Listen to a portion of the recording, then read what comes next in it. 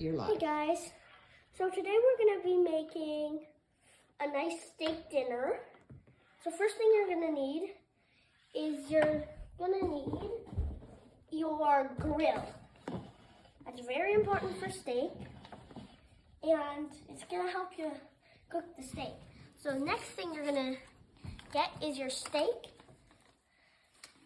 What I like to do is put my steak on a pan and then put it in a grill. And then what I'm gonna do is let that cook. And then the second thing we're gonna need is our potato. Sorry, I just pulled it out of a pot. And then we're gonna make ourselves some mashed potatoes.